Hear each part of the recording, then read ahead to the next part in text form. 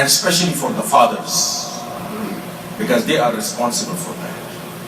So much so that Rasulullah says, كل مولود يولد على الفطرة فأبواه يهودانه أو يمجسانه أو ينصرانه.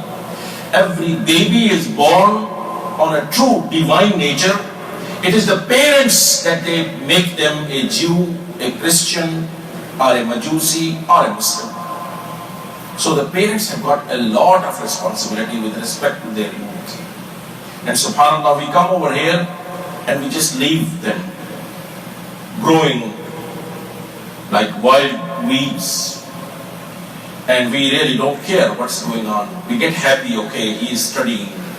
But the aspect of the moral and ethical training, that's what is being emphasized. And subhanAllah, I have been in children business since I came over here 20 years or more ago. I have been teaching children at different places.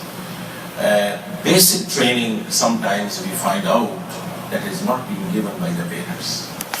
Using the restroom and washing hands after that, and the basic tahara precautions. These are not given even.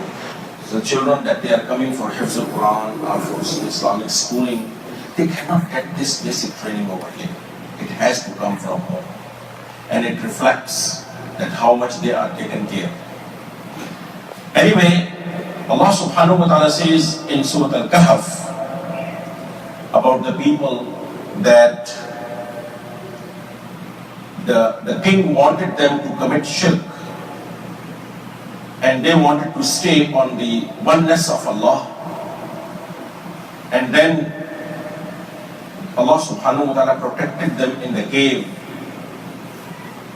نَحْنُ نَقُصُّ عَلَيْكَ نَبَأَهُمْ بِالْحَقِّ إِنَّهُمْ فِتْيَةٌ آمَنُوا بِرَبِّهِمْ. Fitya or fata is used for a young man. They were young people. And this whole surah, basically Surah Kahf, is a surah dedicated for the youth. If we go into details, we find out that those youth, how much Allah subhanahu wa ta'ala is praising them. And Allah subhanahu wa ta'ala says, we increase the hidayah in them and we give them this power. Ibrahim a.s. was a young man when he was working against those that they were worshipping other than Allah. So when they asked question, who broke our God's heads and hands? They said, Sami'na fatan. We heard about a young guy. Yazkuruhum, he was talking about them. Yuqalu lahu Ibrahim, his name is Ibrahim. Besides this, all those ayat is qala li banihi, when he talked to his son. Wa qala ya bunayya la tadkhulu min babil ya bunayya izhabu fatahassasu. All these ayat, if we go into the tafsir of these ayat, these are all dealing with the issues of the youth. When it comes to Rasulullah sallallahu alayhi wasallam, we find out that he is emphasizing on the youth. In one of the hadiths, Rasulullah sallallahu alayhi wasallam says, on the day of judgment, when there will be no shade, the sun will be so close, everybody will be drowning its own sweating, his or her own sweating.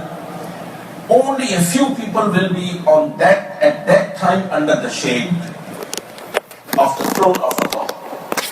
And one of them would be Shabun, a young man, Nasha'a fi ibadatillah aw fi ta'ah, the one who spent his life or who was raised as an obedient servant to Allah subhanahu wa ta'ala. And Rasulullah sallallahu alaihi wasallam sometimes getting all the youth and talking to them specially. And all those ahadiths that they start with these wording, Ya ma'ashar al-shabab, all the young people, these are all directing and addressing the youth.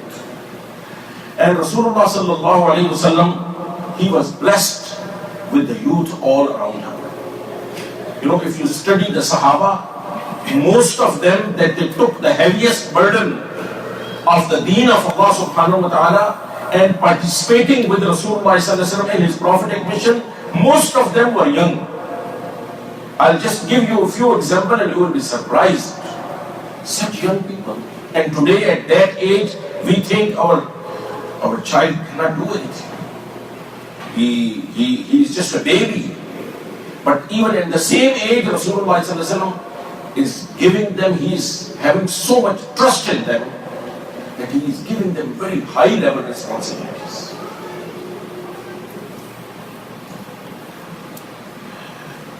And I just give you a few examples that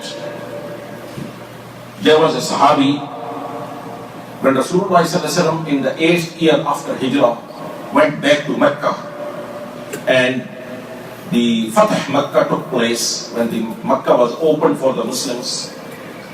And we all know that Rasulullah ﷺ, because the Sulh Hudaybiyah, the agreement of the Hudaybiyah that was signed in the 6th year of Hijrah, and this included a 10 years truce, that for 10 years there will be no war between Muslims of Medina and the Meccans. And within 2 years, the Meccans, the Quraysh violated it. They attacked on a tribe and they killed their people and they took their stuff, their animals and other things. So it was a violation. Now, it was, the agreement was violated, so Rasulullah ﷺ took with him 10,000 Sahaba. On Sulh Hudaybiyah, there were 1,400. 6th year of Hijrah. 8th year of Hijrah, 10,000. You see, such a big difference. From first year of the Hijrah up to the 6th year of the Hijrah, those that they went with Rasulullah ﷺ on the Umrah, they were 1,400. But what happened between 6th year and 8th year of Hijrah, that they become 10,000? Because the wars were stopped. Before that, Badr, Uhud, Khandaq, Muslims didn't get a chance to work around on the people. Now that this was a no-war pact, and only 2 years Rasulullah ﷺ got. Within these 2 years, everything. Even letters reached to Roman Empire, Egypt, and Persian Empire. To that extent. So what does it tell us? That Islam spreads with peace and not with war. When there was a peace, that is the time of the da'wah. Rasulullah ﷺ had to fight wars when he was attacked. Bani Mustaliq attacked, Quraysh attacked, others, and they have to defend. And when they defend, they have to kill enemies. Otherwise, they will be killed. But after the war, especially when you have defeated the enemy, there are no good feelings. They hate. You killed our people. You killed our relatives, our brothers, our fathers. This is not a good atmosphere for them. But the problem was that in order to survive, Rasulullah ﷺ has to fight back when he is attacked. So what Rasulullah ﷺ did, in order to dissolve and diffuse this tense situation, he started marrying with those tribes that were defeated and cultivating relationship and making them a family. Bani Mustaliq were defeated, 200 people of them became prisoners, but Rasulullah ﷺ married with the daughter of the chief of Bani Mustaliq, and the whole Bani Mustaliq became Muslim. Abu Sufyan, the mastermind of all the wars, when Rasulullah ﷺ married his daughter, after that he did not plan for any war. Safiya radiallahu ta'ala anhu, the daughter of a Jewish tribe head, when Rasulullah ﷺ married her, that Jewish tribe never did anything against Muslims after that. Well, this is a different topic, but this is what Rasulullah ﷺ, what I was trying to say, when Rasulullah ﷺ took over the Mecca, he did not stay there. He went back to Medina. So he has to leave somebody in charge, because now Mecca was under Rasulullah sallallahu alaihi wasallam. You know who he made in charge? Uttab ibn Asyad or Asid. And how old was he? He was an 18 years old young man. 18 years old. He was made the in charge, the chief or the head who is responsible to take care of the Mecca. Another Sahabi, Amr ibn Hazm al-Ansari, he was appointed, he was a good, knowledgeable young man who memorized Quran and was very good in his administrative abilities. So when the area of Najran, which was close to Yemen, came under the control of Rasulullah sallallahu alaihi wasallam, he appointed Amr ibn Hazm al-Ansari to go over there, and you are the responsible for teaching them and for collecting zakat from them. And Amr ibn Hazm al-Ansari at that time was 17 years old. So the first Sahabi who became the in charge of Mecca was 18 years. He is now 17 years. Abdullah ibn Abbas radiallahu ta'ala anhu, who narrated 1660 ahadith from Rasulullah sallallahu alaihi wasallam. When Rasulullah sallallahu alaihi wasallam passed away, you know how old was he? 13 years. Some books says 15 years. So that young he was. And he is narrating 1,600 ahadith. And there is very well known hadith of Abdullah ibn Abbas. Abdullah ibn Abbas was the cousin of Rasulullah sallallahu alaihi wasallam, son of Abbas, his uncle, Abbas ibn Abdul Muttalib.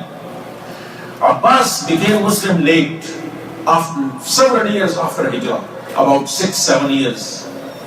But his son Abdullah and his wife, they had become Muslim from the beginning. So when Abbas migrated, came to Medina, Abdullah, his son, was 11 years old. And after about 2-3 years, Rasulullah passed away. That was the time he spent. And there is well-known hadith عن عبد الله بن عباس رضي الله تعالى عنه كنت خلف النبي صلى الله عليه وسلم قال يا غلام أعلمك. This is a long hadith. Abdullah ibn Abbas says, I was behind Rasulullah and Rasulullah started talking to me that, oh child, oh son, oh boy, listen, I'm going to teach you something. So Rasulullah used to teach and take out time to address the youth individually. Rasulullah was the Khatam al-Nabiyyin, he is the last prophet. His responsibilities were not limited to Arabs only or to Mecca and Medina only. His responsibilities were all over the world. Until the day of judgment, this message has to go. So he was sending Sahaba all over the world. And subhanAllah, he still finds time to talk to a young man who is 12 years old.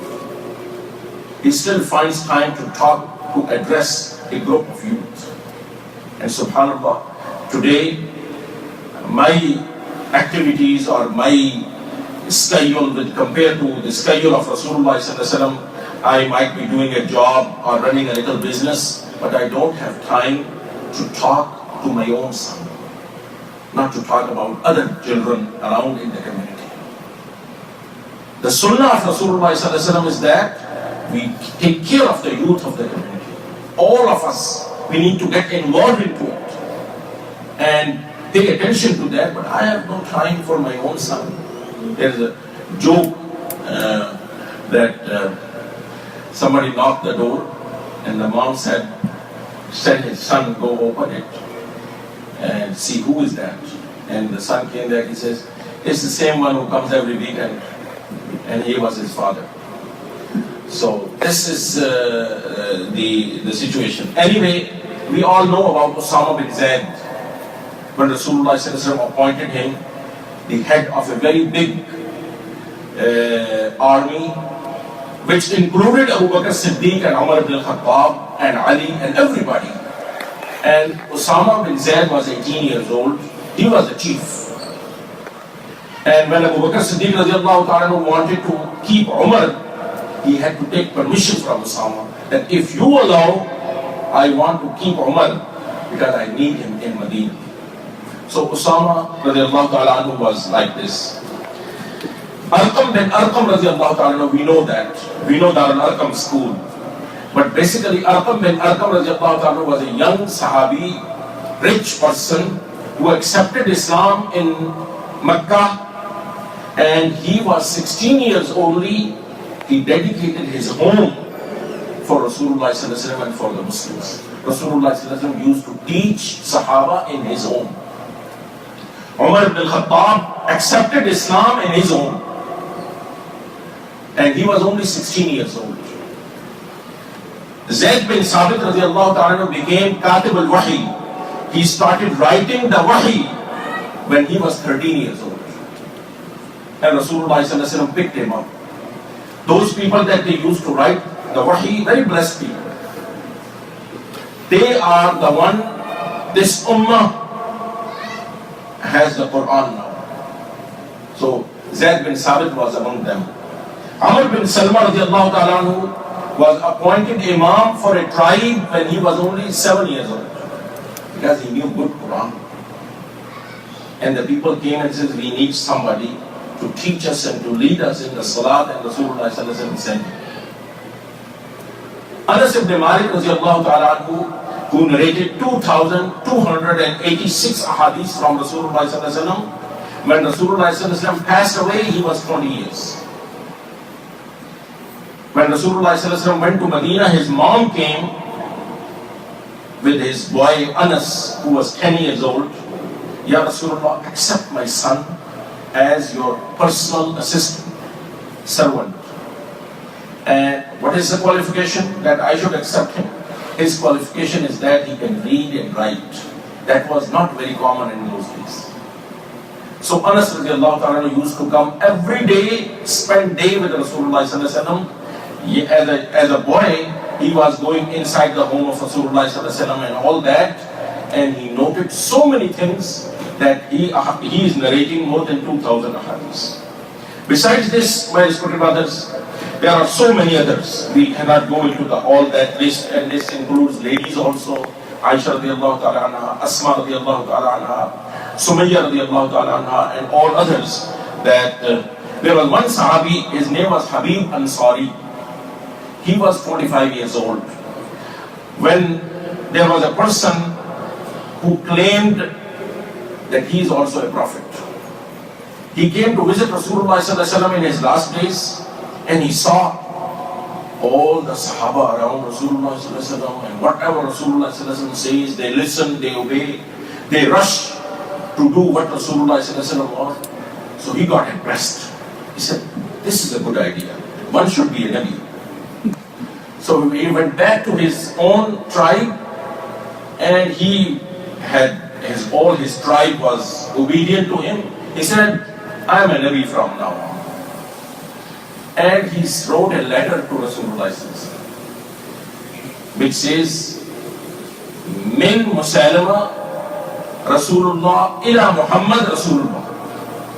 That from Musalama, who is the Prophet of Allah, to Muhammad sallallahu alaihi wasallam, who is the Prophet of Allah. And he said that let's divide the area. This is my area and that's your area, and you will be prophet over there, I'll be prophet. We will have a good time, and we will all. And the person who took this letter to Rasulullah sallallahu alaihi wasallam, Rasulullah sallallahu alaihi wasallam looked at him. You are not the one who just came a few days ago and accepted Islam on my hand? He said, yes, but now I am with Musalama.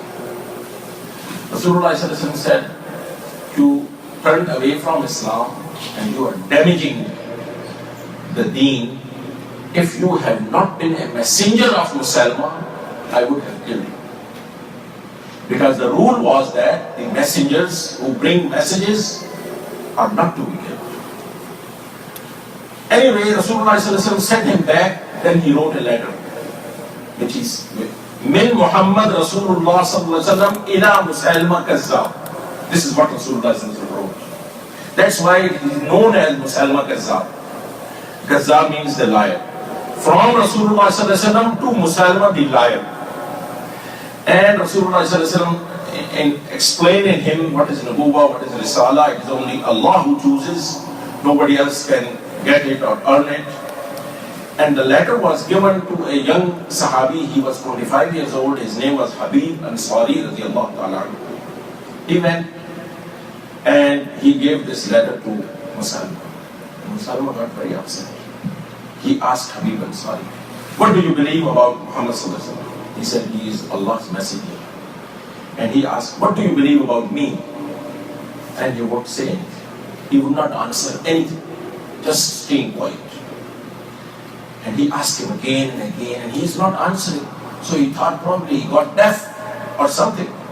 So he, in order to test him, he said, what do you believe about Muhammad sallallahu alaihi wasallam? He started saying, he is the messenger of Allah. But when he asked about himself, he does not say anything. So he called the Jallad. Jallad? The person with a sword who used to punish the people. Executioner. And he asked him that if he does not speak, cut his hand. So his hand was cut, left or right, and it dropped down and bleeding. And he asked him again, same thing. When he asked about Rasulullah, he speaks. When he asks about himself, he does not speak. And he cuts his other hand. And then he cuts his shoulder.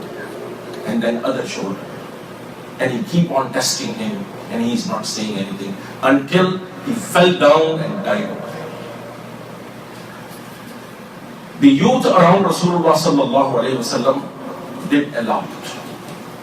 Most of these, you see, appointments, responsibilities, they were carried on by the young people around Rasulullah sallallahu alaihi wasallam. My respected brothers, our youth are really gold that Allah has blessed them. We have to get them closer, trust them, give them the responsibilities. You see, Islam still in America is considered a foreign religion. It could not get the status of an American religion. Why? Because mostly the immigrants that they are following it. So they come out. That's why anybody, when he talks against Islam, he says, we want to stop Muslims coming to this country. As if the Islam is coming from abroad. No, Islam is over here. And it has been there for a long time. This impression will not change until and unless local people that they are over here, or our youth that they are born and raised over here, they will not be the leaders of Islam. Any organization to pick up, ISNA, ICNA, ISGH, other organizations, centers, who is the chief, who is leading? An immigrant. Like myself, who has an accent problem, who has a language problem, who has a lot of things, he does not know even about the American society. Youth can do the job. I really believe that it is time that the imamat of the masjid, the board membership of the masajid, the leadership has to be given to the young people. And as young as like in their 20s, they will do the best job. But for that, we have to see what are the problems of the youth and how we can help them. Especially immigrant parents like me really have no idea what's going on with our youth in this country. We are still in the fantasy of our back home culture. Not religion, culture. And many of the times we are promoting culture more than the deen. How a person should look like, what values could be, irrespective of what it is allowed in the deen or not. I am only going the way I have been raised. Even if I have been raised on some wrong notions about the deen, I want to keep it. And the youth get confused. The best thing is that all the cultures of the Muslim world, Muslim countries are over here together. This is one of the reasons that there are problems in between the Muslims, because the culture of Middle East and the Indian subcontinent and the North Africa, they are different.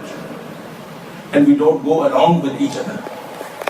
The moment we get an opportunity, we build another masjid in which we feel more comfortable.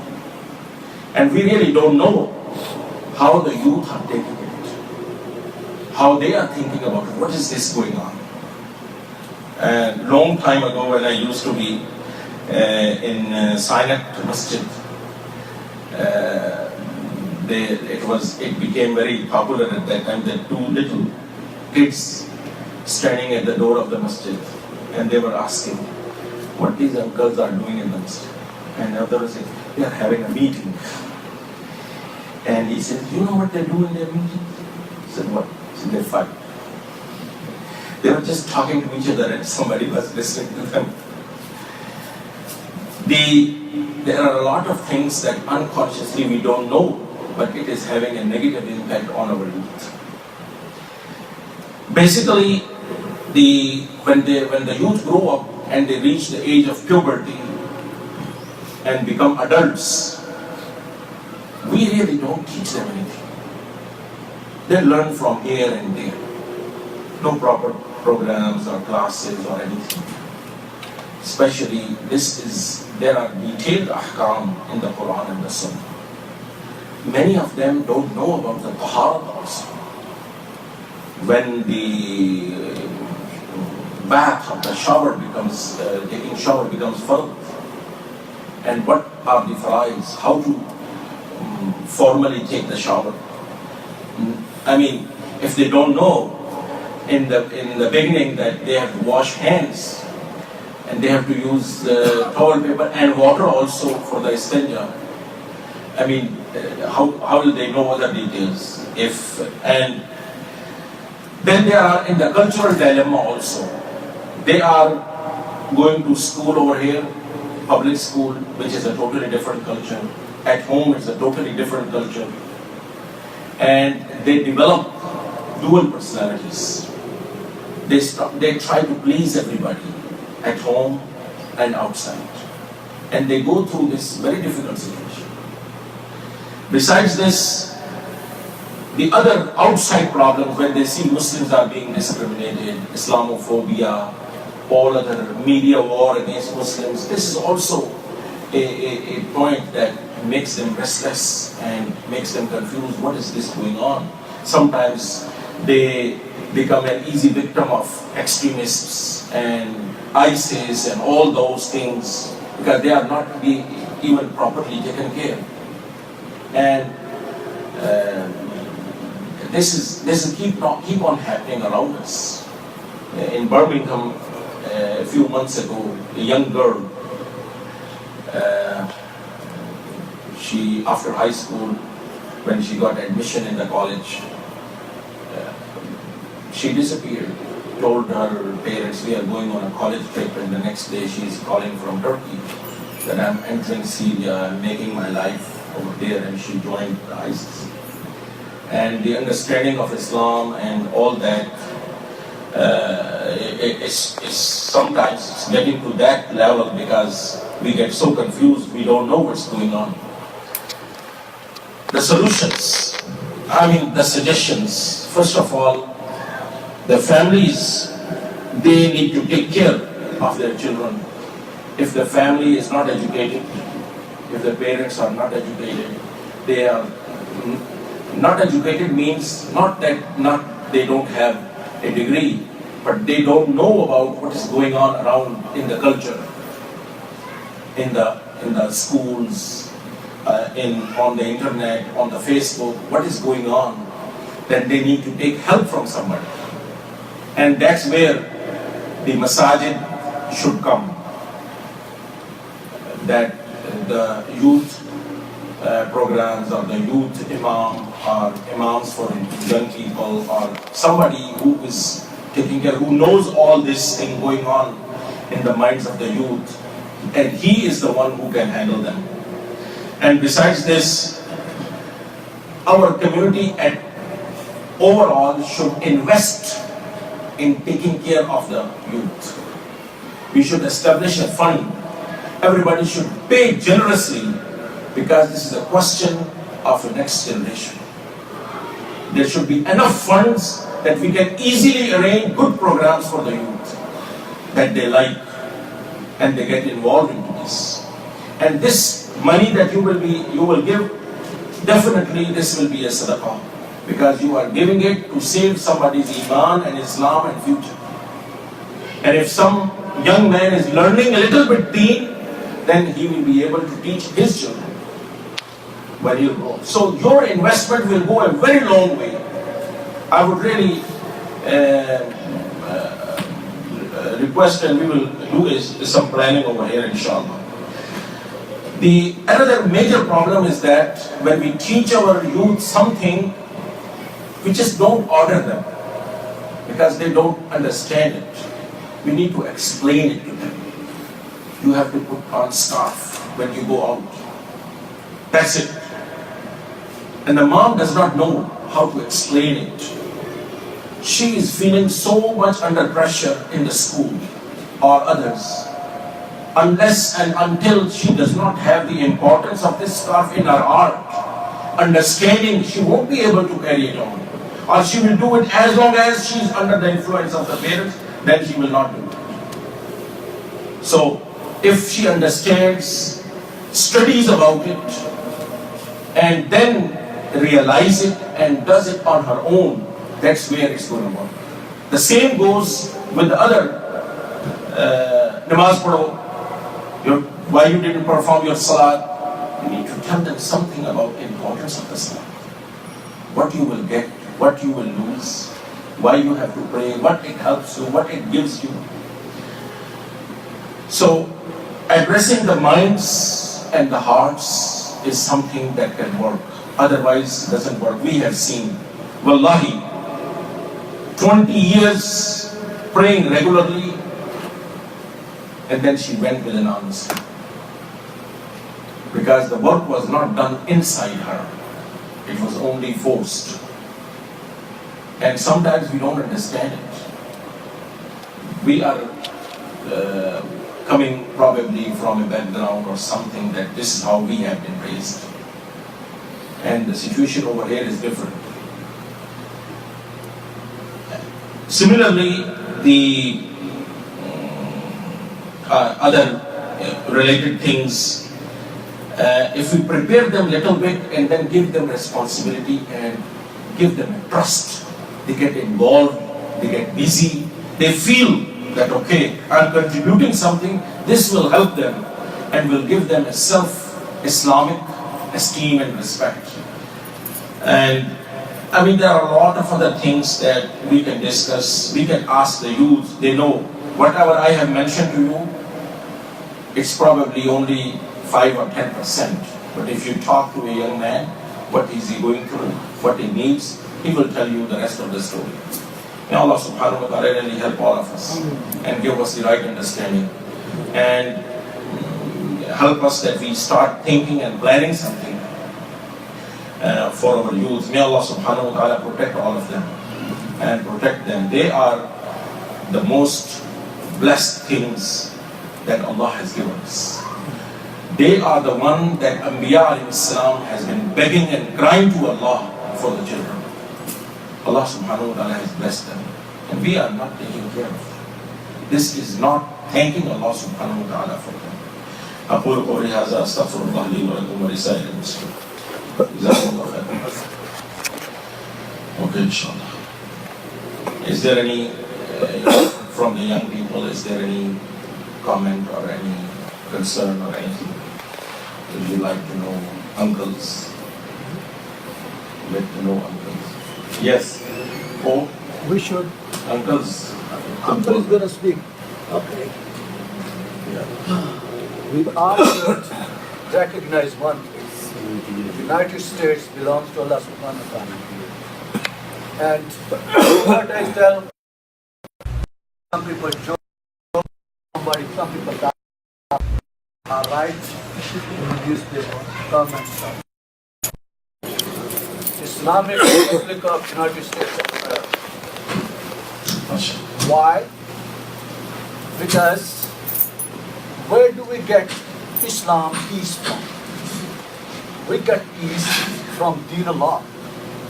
If they have borrowed Deen Allah and called it constitution, but corrupted it by refusing to make truth as a foundation of the constitution, it does not deny me or any of us a right to call it United States of America, a nation of Islam. So don't be ashamed to say, don't hesitate to say, always be proud to say, it's my country, it's my land, and Islam is my deen, and my deen is the foundation of this country. So be proud of it, be open, don't hesitate, and Allah will help you. You talk about youth, ISIS.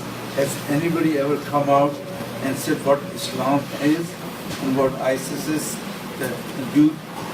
Has anybody can explain that their doctrine and Islam very straightforward? Has anybody ever come out and said? Yes, there are a lot of these people know, these kids. Yeah, they don't probably. Sometimes maybe we will ask the Imams of the Guru Khutbah on it. I teach 12th graders Islamic studies, so we included it as a subject and we explained to them and taught them. So if today you tell them the difference to the sentence, and then they will, Well, basically, there is a branch of the fiqh which is called fiqh al-awliyat, that what is less important and what is more important. There is a whole science for this in Islam. Making little issues and shifting them to a higher place this is what the ISIS is doing. Smaller things that they have to be placed here, they are shuffling their order and putting this over on the top, which is messing up the whole face of Islam. For example, what is the most important thing in Islam? That the heart should be Muslim. If the heart is not Muslim, then if we force people to keep beards and they force women to cover themselves, it's not going to help. So they started shooting women that they are not covering, killing people that they don't have beard. This is shifting the less important thing to making it more important. That is what the Khawarij used to do. And they made a list of things that if you do this, you become out of Islam. Even they declared Ali radiallahu ta'ala out of Islam. So that is basically is what is important in the deen, what is more important and less important. If we keep that order that the Quran and Rasulullah ﷺ has given us, then everything is fine. Islam is a faith, is a aqeedah.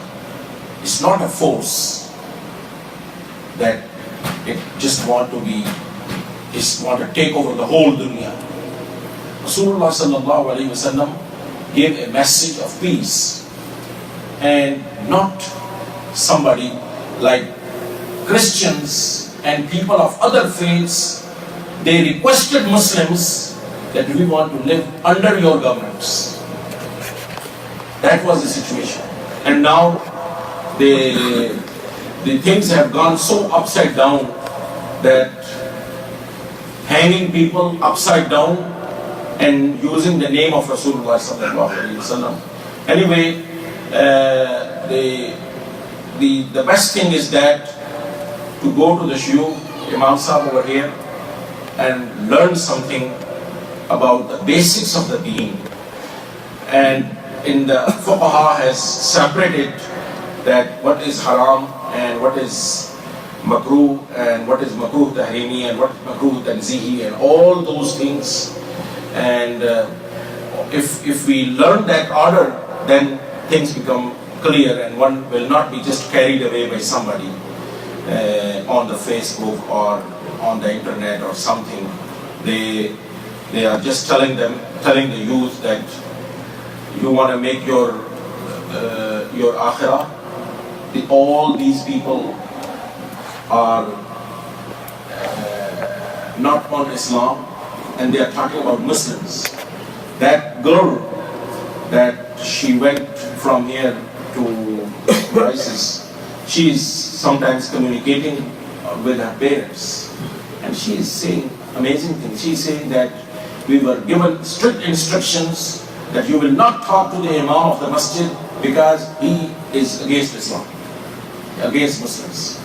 You will not talk to your parents and nobody.